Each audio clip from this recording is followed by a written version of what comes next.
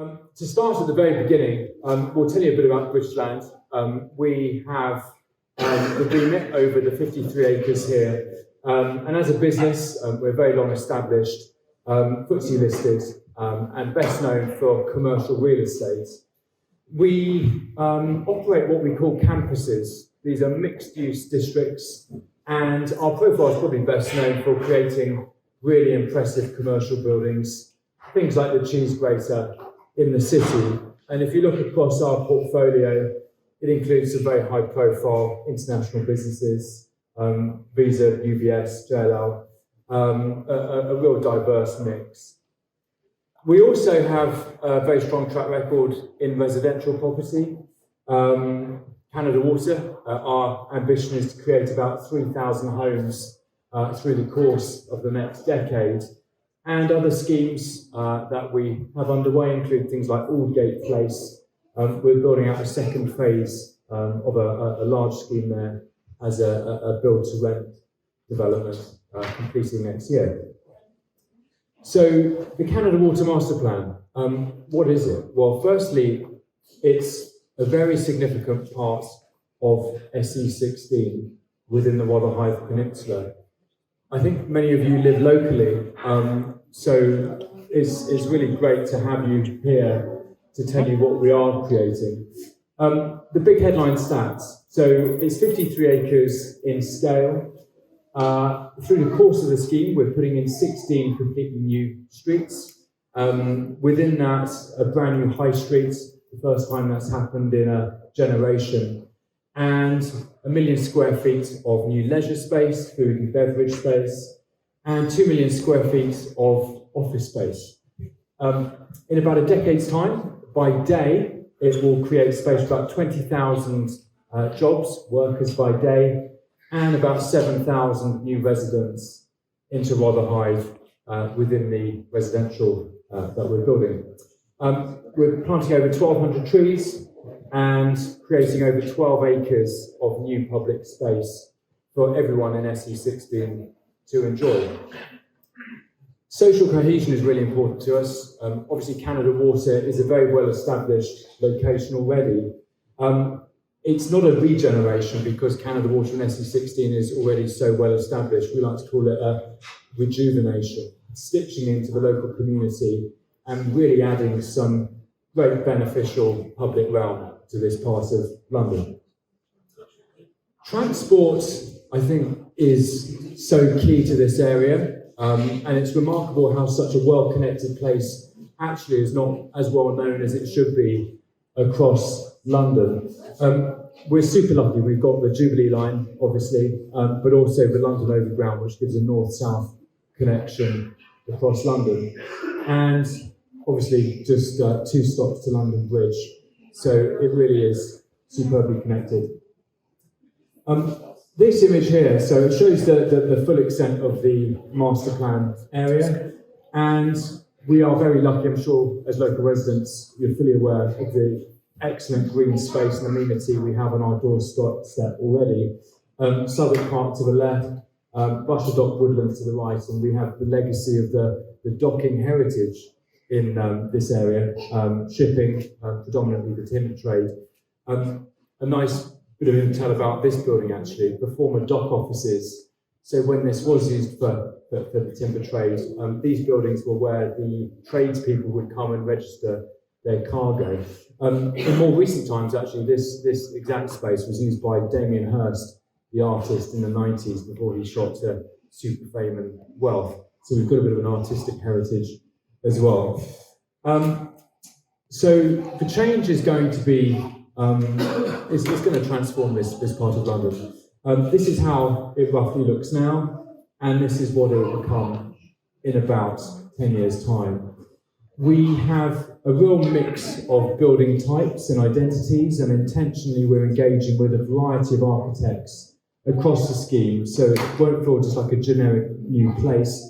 Every building, every phase will have a real sense of character and identity to it. Also in terms of heights of buildings, so this image shows the massing of the buildings, and quite a strict planning stipulation was the protected view lines from Greenwich towards St Paul's and are massing in response to that. So you'll see higher buildings to the left-hand side, lower buildings to the right-hand side to protect those views. Some big scale things. So we're creating a brand new town square. This will be the size of Leicester Square, just to give you a sense of the scale of this, surrounded by places to eat and drink and relax. And also, in the more immediate term, something we're really excited about, and you probably started to spot, is the big changes of Canada Dock. We have commenced the building of a new red timber bridge designed by Asif Khan Architects, and that's going to really start to show early next year, and by next summer will be significantly complete. This image here shows the extent of phase one. In total, it's about 10 acres of the entire 53-acre site, so it's almost a master plan within a master plan in terms of the scale of the earliest phase. We are super lucky with our proximity to the tube station, the Founding, the private sale residential building here, literally opposite, 1 minute. And it forms part of the new high street, which ultimately will lead down towards Lower Road and by Surrey Quays. The dock is an important kind of ecological component of phase one. We're putting in a huge amount of new planting native species trees, and implementing real positive changes to this part of the scheme. To the left-hand side, you'll see another building with a timber balcony and a serrated roof there. That's an office building, and that will have shops and restaurants on the ground floor. And then there's another photo of that. So within the first phase, we're creating a mix of uses: offices, residential, retail. Also leisure, I'll come on to in a minute, slightly out of order. Just coming on to education. So some of you may know we have our own university entity on the site, Teddy London. That's a collaboration with King's College, Arizona State and the University of New South Wales. They're in a modular building. They've been there just over 2 years now, and they have a hands-on sort of engineering course, creative approaches to engineering sciences. That's the Teddy building there. Life sciences, again, a really exciting part of what we're creating. We've recently finished another modular building, which is flexible modular lab space, and we've got our first occupiers within that, and we expect that to be an expanding sector within Canada Water. The diversity of the types of area within the master plan, there's going to be a real variety of districts effectively within this 53 acres. We've got a series of streets called the Cuts.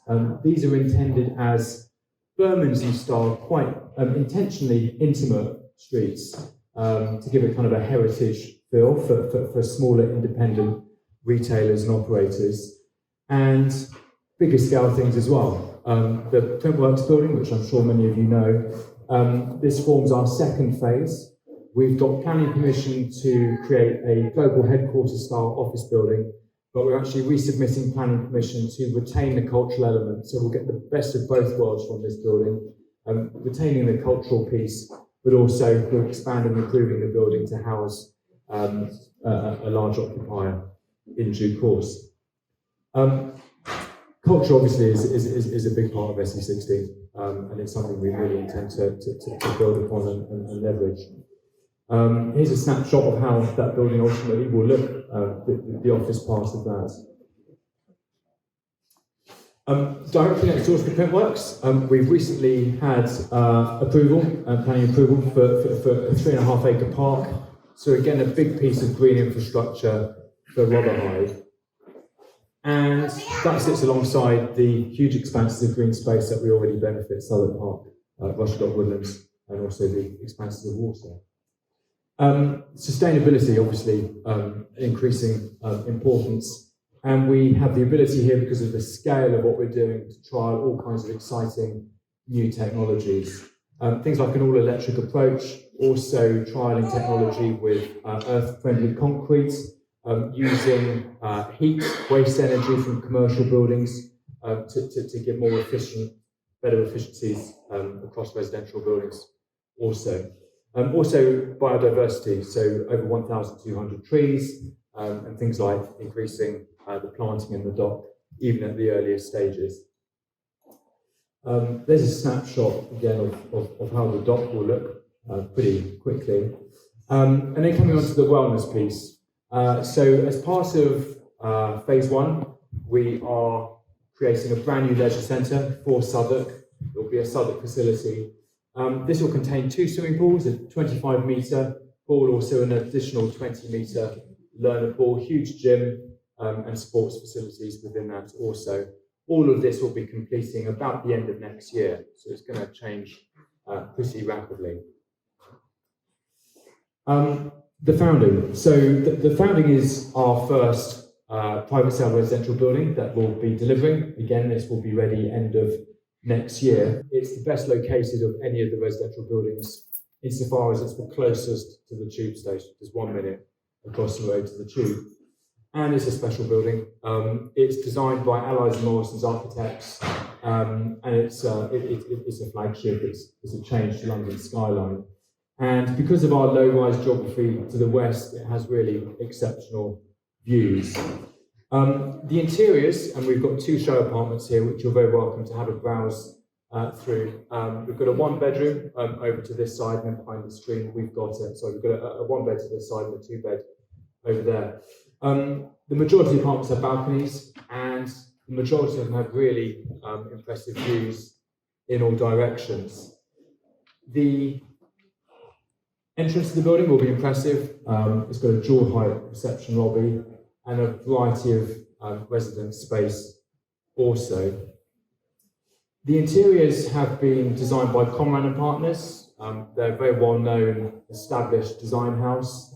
They've got a track record in creating boutique hotels and really lovely residential schemes around the world. The field design of the apartments is quite warehousey in style, so high ceilings, Crittall-style industrial windows, lots of space, timber floorings, concrete-style worktops. So really beautiful kind of spacious design. And we talk about the exceptional views towards the city, but also looking within the site, there's some great views to be had. These apartments actually overlooking the dock have been really quite popular because of the water outlook that you get even from some of the lower floors. Wellness and kind of amenity space, especially post-COVID, has been a real theme in new residential buildings, and the founding responds to that. We've got 3 separate roof terraces. We have we call it the Sunrise kind of yoga fitness terrace. It faces east, and also on the other side of the building, we've got a westerly facing terrace, which will catch really beautiful sunsets. We get great views of the fireworks on New Year's from there also, and a very large terrace on the 6th floor as well. So yeah, that pretty much sums it up. Just reiterating really, this is the first phase of something which is going to be really very special and beneficial to the complete Rother Heights Peninsula, not just people who buy into this first residential building, but a major piece of infrastructural benefit to SE16.